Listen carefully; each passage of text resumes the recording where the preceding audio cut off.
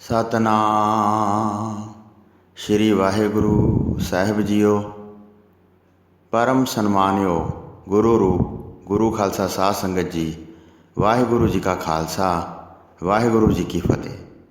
चल रहे लड़ीवार प्रसंग धन धन श्री गुरु गोबिंद सिंह साहिब जी महाराज जी के अध्याय 30वें विच अज आपां ਸਿੰਘਾਂ ਵੱਲੋਂ बेदावा लिखण का प्रसंग सरवण करांगे। आओ बड़े प्रेम नाल यह प्रसंग सरवण करिए। माता गुजरी जी के नाल सारे भुखे सिंह मिल के इकट्ठे हो के सलाह करके उत्थे आ गए जिथे सतगुरु जी बैठे सन। पहला सिखां ने बेनती की, हे सतगुरु जी महान किरपा करो, अपने जान के सानू प्राणों का दान दिओ, जंग के मते नूं दूर करिए। खालसे का बहुत दाइया है, वड्डा साजो समान इकट्ठा करके लड़दा है। मालवे देश में चलो जिथे बहुत महफूज स्थान हैं, उत्थे तुर्क दल पहुँच ही नहीं सकता। इत्थे किले में सब कुछ खत्म हो गया है, धन खर्च के भी अनाज प्राप्त नहीं हुंदा है, होर समग्री किवें हत्थ विच आएगी। जंग करदिआं बहुत समा बीत गया है, बाहर निकलण नाल बहुत विधियां नाल कल्याण होवेगा। जे प्राण बच जाणगे तां सब कुछ हो जाएगा। जे भुख दे दुख नाल मर गए, जद असीं खाक हो जावांगे तां फिर कौन लड़ेगा। सिखां दा हित करके वेखो, बहुत दुख भर के घालना घाली है, हुण बदावा ना लिखाओ, सिੱਖੀ तो सानू खारे ना करावो। भुख का कष्ट करके बेदावा लिख देंगे, अपने प्राण बचाउण वास्ते बेदावा लिखना चाहांगे। मरन लग्या मनुख की नहीं करता है, जिंदगी वास्ते सब कुछ छड़ दिंदा है। अपने पंथ के सहायक बनो, इस कष्ट तो साडे प्राण बचा लो। ਸਿੰਘਾਂ ਦੇ दीन बचन सुन के गुरु जी बोले, धीरज धारण करो, मन नूं ना डुलाओ। असीं तुहाडे सुख नूं ही चाहुंदे हां, इस नूं महा छल ना जाणो। तुहाडे सिर उपर बुरा गुजर रहा है, इस तो मैं हित धार के बचाउणा चाहुंदा हां। इस प्रकार कुछ समा होर बतीत करो, फिर मन भाउंदा भोजन छको। 19-20 दिन इत्थे होर वसो, जां 18 दिन प्रभु का सिमरन करो, जां 17 दिन होर रहो, जां 15 दिन रह के फिर सुख पाओ। इन्ने दिनों में दुख मिटा के दोवें लोग सुधार लो। फिर सिखां ने कहा, हे पूर्ण गुरु जी हुण निकलना जरूरी बनता है, एक दिन भी होर रहा नहीं जाता।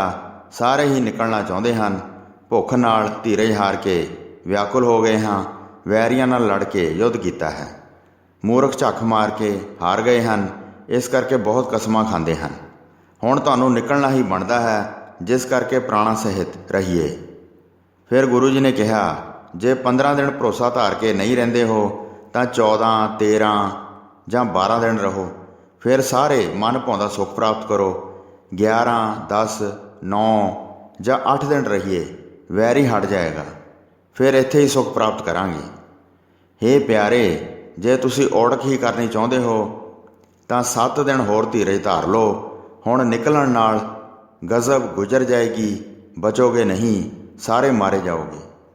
जिवें बालक अग का रूप वेख के विच वड़ना चाहुंदा है, अपने सड़ जाण बारे नहीं समझदा है, माता पिता उसकी संभाल करते हैं, वरजते हैं, फड़ते हैं कि किसी तरह अग विच ना वड़ जाए।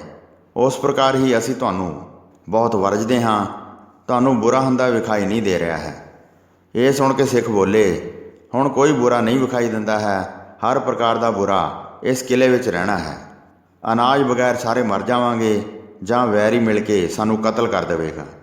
दोवां विचों एक जरूर हो जाएगा, फिर बचांगे नहीं अते ना ही कोई उपाय बनेगा। माता जी ने भी गुरु जी नूं समझाया कि इस पुत्र जी हठ ना करो, इस प्रकार का गजब किवें करना चाहुंदे हो, इस्त्री पुरुष सारे मर जाणगे तां आप नूं की मिलेगा।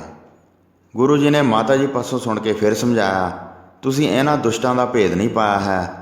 पहला जो कुछ मैं विखाया है उस उत्ते विश्वास नहीं किया, उन्हां उपर चित्त विच भरोसा धारण करते हो।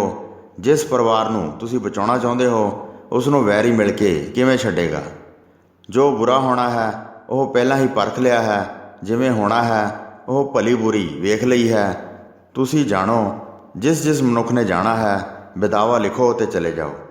तुसीं सारे जानते हो कि गुरु जी वरज रहे हैं, जेड़ा भी वचन नहीं मनेगा वह ही मारिया जाएगा। इस प्रकार हठ के वचन सुन के सारे बेहबल अते चिंता सहित हो के अते दुखी खड़े सन। ਦੋ ਪੋਤਰੇ ਛੋਟੀ ਉਮਰ ਵਾਲੇ ਸਨ। ਮਾਤਾ ਗੁਜਰੀ ਜੀ ਦੇ ਚਿੱਤ ਨੂੰ ਉਹ ਅਤੀ ਪਿਆਰੇ ਸਨ। ਮਾਤਾ ਜੀ ਨੇ ਨਿਸ਼ਚਾ ਕੀਤਾ ਕਿ ਇਹਨਾਂ ਨੂੰ ਨਾਲ ਲੈ ਕੇ ਨਗਰ ਵਿੱਚੋਂ ਨਿਕਲ ਜਾਵਾਂ। ਇਸ ਪ੍ਰਕਾਰ ਹੀ ਸਿੰਘਾਂ ਨੇ ਦੁਚਿੱਤੀ ਧਾਰਨ ਕੀਤੀ ਹੋਈ ਸੀ। ਬਾਹਰ ਜਾਣਾ ਚਾਹੁੰਦੇ ਸਨ, ਪਰ ਗੁਰੂ ਜੀ ਨੂੰ ਛੱਡਿਆ ਵੀ ਨਹੀਂ ਸੀ ਜਾਂਦਾ।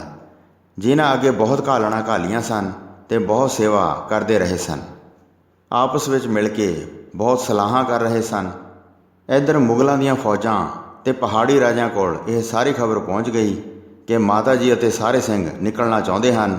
ਉਹ ਅਨਾਜ ਤੋਂ ਬਗੈਰ ਬਹੁਤ ਦੁਖੀ ਹਨ। ਜਿਹੜੇ ਵਕੀਲ ਅੰਦਰ ਗਏ ਹਨ, ਉਹਨਾਂ ਨੇ ਸਭ ਜਾ ਕੇ ਵੇਖਿਆ ਹੈ।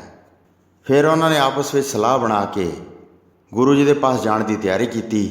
ਪਹਿਲਾਂ ਗੁਰੂ ਜੀ ਦੇ ਚਰਨਾਂ 'ਤੇ ਬੰਦਨਾ ਕੀਤੀ ਅਤੇ ਬਾਦਸ਼ਾਹ ਵੱਲੋਂ ਕਹੀ ਹੋਈ ਗੱਲ ਸਾਰੀ ਕਹਿ ਦਿੱਤੀ। ਇਹ ਵੇਖੋ, ਬਾਦਸ਼ਾਹ ਨੇ ਆਪਣੇ ਹੱਥ ਨਾਲ ਲਿਖਿਆ ਹੈ ਅਤੇ ਆਪ ਜੀ ਦੇ ਪਾਸ ਭੇਜਿਆ ਹੈ। ਇਸ ਸੈਯਦ ਨੇ ਸਿਰ ਉੱਤੇ ਕੁਰਾਨ ਧਰੀ ਹੈ ਅਤੇ ਪੈਗੰਬਰ ਦੀ ਮਹਾਨ ਕਸਮ ਲਿਖੀ ਹੈ। ਪ੍ਰੇਮ ਕਰਕੇ ਵਿੱਚ ਖੁਦਾ ਨਾਮ ਦਿੱਤਾ ਹੈ ਅਤੇ ਆਪ ਜੀ ਨਾਲ ਮਿਲਣ ਦੀ ਅਭਿਲਾਸ਼ਾ ਪ੍ਰਗਟ ਕੀਤੀ ਹੈ।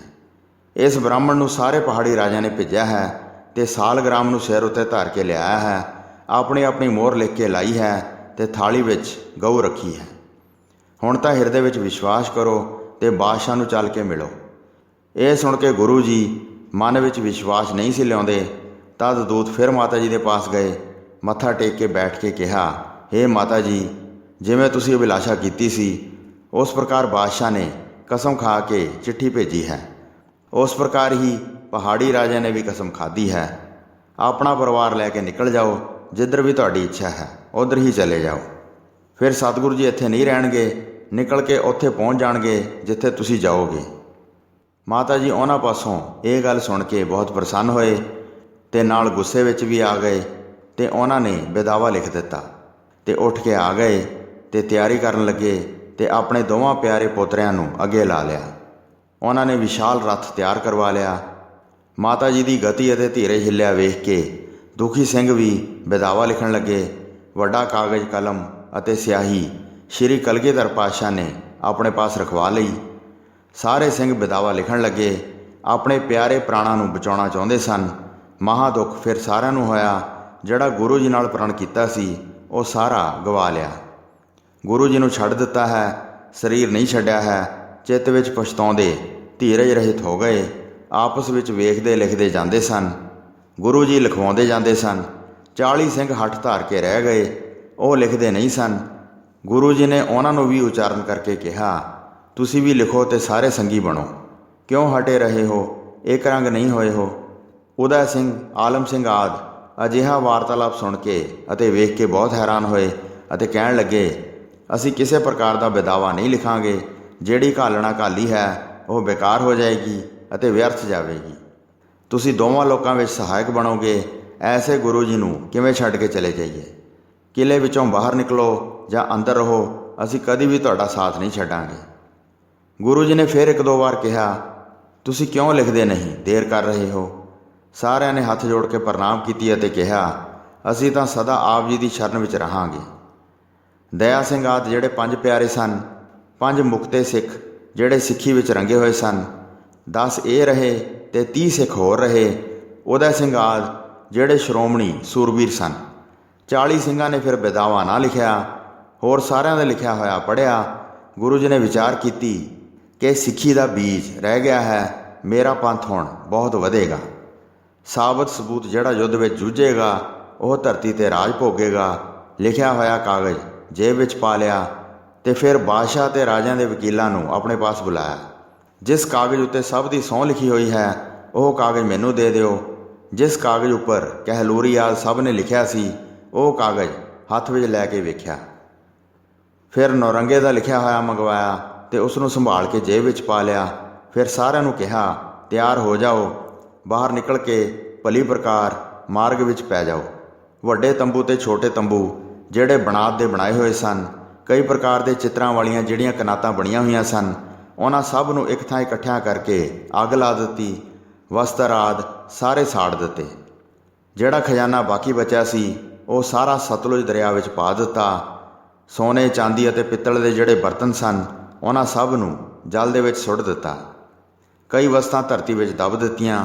ਵੈਰੀ ਦੇ ਲੁੱਟਣ ਵਾਸਤੇ ਕੋਈ ਵੀ ਵਸਤੂ ਬਾਹਰ ਨਾ ਰਹਿਣ ਦਿੱਤੀ। ਅਗਨੀ ਨਾਲ ਸਾੜ ਦਿੱਤੀਆਂ ਜਾਂ ਜਲ ਵਿੱਚ ਸੁੱਟ ਦਿੱਤੀਆਂ ਜਾਂ ਧਰਤੀ ਵਿੱਚ ਗੱਡ ਦਿੱਤੀਆਂ। ਉਹਨਾਂ ਸਥਾਨਾਂ ਦੇ ਨਾਮ ਸਾਰੀਆਂ ਵਸਤਾਂ ਲਿਖ ਦਿੱਤੀਆਂ। ਪ੍ਰਤੀ ਥਾਂ ਥਾਂ ਉਹਨਾਂ ਵਸਤਾਂ ਦੀ ਸੌਂਪਣਾ ਕਰ ਦਿੱਤੀ। ਤਿੱਖੇ ਸ਼ਸਤਰ ਸਾਰੇ ਕਢਵਾਏ ਅਤੇ ਸਿੰਘਾਂ ਦੇ ਅੰਗਾਂ ਨਾਲ ਲਵਾ ਦਿੱਤੇ। ਫਿਰ ਗੁਰੂ ਜੀ ਨੇ ਆਪਣੇ ਮੁਖ ਤੋਂ ਸਭ ਨੂੰ ਫਰਮਾਇਆ, ਰਾਤ ਨੂੰ ਬਾਹਰ ਨਿਕਲੋ ਜਦ ਬਹੁਤ ਹਨੇਰਾ ਛਾਇਆ ਹੋਵੇ। ਸਵੇਰ ਹੁੰਦਿਆਂ ਬਹੁਤ ਦੂਰ ਪਹੁੰਚ ਜਾਓ। ਸੂਰਬੀਰ ਬਣ ਕੇ ਸਾਵਧਾਨ ਹੋ ਜਾਓ। 2100 ਕੋਹ ਤੱਕ ਰਾਜ ਹੈ। ਹੋਰ ਕਿੱਥੋਂ ਤੱਕ ਸਾਜ਼ੋ ਸਮਾਨ ਗਿਣੀਏ। ਸੈਨਾ ਧਨ ਅਣਗਿਣਤ ਜਿਸ ਪਾਸ ਹੈ, ਉਹ ਨੌਰੰਗਾ ਸ਼ਕਤੀ ਦਾ ਖਜ਼ਾਨਾ ਬੁਰੀ ਤਰ੍ਹਾਂ ਹਾਰ ਗਿਆ ਹੈ। ਸ਼੍ਰੀ ਅਨੰਦਪੁਰ ਸਾਹਿਬ ਨੂੰ ਛੁਡਾਉਣ ਵਾਸਤੇ ਸਾਰੇ ਪਹਾੜੀ ਰਾਜਿਆਂ ਦੀ ਸੈਨਾ ਚੜ੍ਹ ਕੇ ਆ ਗਈ ਸੀ। ਮੂਰਖ ਬਲ ਲਾ ਲਾ ਕੇ ਹਾਰ ਗਏ। ਦੇਸ਼ਾਂ ਵਿਦੇਸ਼ਾਂ ਦੇ ਸਭ ਸੂਰਮੇ ਆਏ ਸਨ। ਕਿਸੇ ਦਾ ਕਦੀ ਵੀ ਬਲ ਨਹੀਂ ਚੱਲਿਆ ਹੈ। ਸਾਰੇ ਵੈਰੀ ਹਾਰ ਹਾਰ ਕੇ ਬੈਠ ਗਏ ਸਨ। ਕਿਸੇ ਸਮੇਂ ਵੀ ਦੂਨ ਨਹੀਂ ਛੱਡੀ ਹੈ ਅਤੇ ਗੁਰੂ ਜੀ ਨੇ ਆਪਣਾ ਵਿਸ਼ਾਲ ਤੇਜ ਰੱਖਿਆ ਹੈ। ਸਿੱਖ ਸਖਾਂ ਨੂੰ ਤੱਤੀ ਹਵਾ ਨਹੀਂ ਲੱਗੀ ਹੈ। ਸੁੱਖ ਨਾਲ ਸੁੱਤੇ ਹਨ। ਵੈਰੀ ਨੂੰ ਲਾਗੇ ਨਹੀਂ ਲੱਗਣ ਦਿੱਤਾ ਹੈ। ਪਹਾੜੀ ਲੋਕ ਤੇ ਸਾਰੇ ਰਾਜੇ ਆਪਣੇ ਤੇਜ ਥੱਲੇ ਦਬਾ ਕੇ ਰੱਖੇ ਹਨ। ਸ਼੍ਰੀ ਗੁਰੂ ਗੋਬਿੰਦ ਸਿੰਘ ਜੀ ਆਪ ਵੱਡੇ ਸੂਰਬੀਰਾਂ ਦੇ ਸੂਰਬੀਰ ਹਨ। 10 ਲੱਖ ਵੈਰੀ ਨੂੰ ਪਾਸ ਨਹੀਂ ਟੁਕਣ ਦਿੱਤਾ ਹੈ। ਕੋਹ ਕੋਹ ਦੇ ਫਾਸਲੇ 'ਤੇ ਦੂਰ ਟਿਕਾਈ ਰੱਖੇ ਹਨ। ਹਜ਼ਾਰਾਂ ਸੂਰਬੀਰ ਮਾਰ ਕੇ ਖਪਾ ਦਿੱਤੇ। ਸੋ ਸਤਿਗੁਰੂ ਜੀ ਆਪ ਕਿਲੇ ਨੂੰ ਛੱਡ ਕੇ ਦੱਖਣ ਵਾਲੇ ਪਾਸੇ ਜਾਣਾ ਚਾਹੁੰਦੇ ਹਨ। ਸਾਰਿਆਂ ਦੇ ਵੱਡੇ ਗੌਰਵ ਭੰਨ ਦਿੱਤੇ। ਸੰਤ ਜਨਾਂ ਦੇ ਮਨ ਦੇ ਦੁੱਖ ਦੂਰ ਕੀਤੇ ਹਨ। ਵਿਲੱਖਣ ਮਹਾਪ੍ਰਤਾਪ ਵਿਖਾਇਆ ਹੈ। ਫਿਰ ਦੱਖਣ ਵਿੱਚ ਜਾਣਾ ਚਾਹੁੰਦੇ ਹਨ। ਜਿਵੇਂ ਸ਼੍ਰੀ ਕ੍ਰਿਸ਼ਨ ਜੀ ਨੇ ਸਾਫ ਸੁਥਰੇ ਯੁੱਧ ਕੀਤੇ ਸਨ, ਮਥੁਰਾ ਨੂੰ ਛੱਡ ਕੇ ਫਿਰ ਦੱਖਣ ਵਿੱਚ ਚਲੇ ਗਏ ਸਨ। ਸਿੱਖਾਂ ਤੋਂ ਤੇ ਪਰਿਵਾਰ ਵੱਲੋਂ ਉਦਾਸ ਹੋ ਗਏ ਸਨ। ਵੱਡਾ ਦੁੱਖ ਜਾਣ ਕੇ ਸਨੇਹ ਛੱਡ ਦਿੱਤਾ ਸੀ। ਧਨ ਅਤੇ ਘਰ ਛੱਡ ਕੇ ਜਾਣਾ ਚਾਹੁੰਦੇ ਸਨ। ਜਿਵੇਂ ਅਯੋਧਿਆ ਛੱਡ ਕੇ ਸ਼੍ਰੀ ਰਾਮ ਜੀ ਚਲੇ ਗਏ ਸਨ। ਸੋ ਕਿੱਥੋਂ ਤੱਕ ਗੁਰੂ ਜੀ ਦੀ ਵਡਿਆਈ ਕਹੀਏ, ਜਿਨ੍ਹਾਂ ਦੇ ਚਰਿੱਤਰ ਸਮਝੇ ਨਹੀਂ ਜਾ ਸਕਦੇ। ਕਿਲੇ ਵਿੱਚ ਰਹਿਣਾ ਕਿਸੇ ਨੇ ਵੀ ਨਹੀਂ ਮੰਨਿਆ। ਤਿਆਰ ਹੋ ਕੇ ਚਲੋ ਉਸੇ ਵੇਲੇ ਕਹਿ ਦਿੱਤਾ। ਬਾਦਸ਼ਾਹ ਔਰੰਗਜ਼ੇਬ, ਪਹਾੜੀ ਰਾਜੇ ਅਤੇ ਉਹਨਾਂ ਦੇ ਸਾਰੇ ਵਕੀਲ ਬਹੁਤ ਪ੍ਰਕਾਰ ਦੇ ਪਖੰਡ ਕਰਕੇ ਗੁਰੂ ਜੀ ਨੂੰ ਕੱਢਣ ਬਾਰੇ ਯਤਨ ਕਰਦੇ ਰਹੇ ਸਨ। ਪਰ ਗੁਰੂ ਜੀ ਉਹਨਾਂ ਦੇ ਕਹੇ ਨਿਕਲਣਾ ਨਹੀਂ ਮੰਨੇ। ਪਰ ਅਭੁੱਲ ਗੁਰੂ ਜੀ ਨੂੰ ਮਾਤਾ ਜੀ ਅਤੇ ਖਾਲਸੇ ਨੇ ਕਿਲੇ ਵਿੱਚੋਂ ਨਿਕਲਣਾ ਮਨਾਇਆ। ਜਿਨ੍ਹਾਂ ਦਾ ਕਹਿਣਾ ਮੰਨ ਕੇ ਗੁਰੂ ਜੀ ਨੂੰ ਨਿਕਲਣਾ ਪਿਆ। ਸੋ ਸਾਧ ਸੰਗਤ ਜੀ, ਇੱਥੇ 6ਵੀਂ ਰੁੱਤ ਦਾ 30ਵਾਂ ਅਧਿਆਇ ਸਮਾਪਤ ਹੁੰਦਾ ਹੈ ਜੀ। ਪ੍ਰਸੰਗ ਸੁਣਾਉਂਦੇ ਹੋਈਆਂ ਅਨੇਕ ਭੁੱਲਾਂ ਚੁੱਕਾਂ ਦੀ ਖਿਮਾ ਬਖਸ਼ਣੀ ਜੀ। ਦਾਸ ਨੂੰ ਆਗਿਆ ਦਿਓ। ਵਾਹਿਗੁਰੂ ਜੀ ਕਾ ਖਾਲਸਾ, ਵਾਹਿਗੁਰੂ ਜੀ ਕੀ ਫਤਿਹ।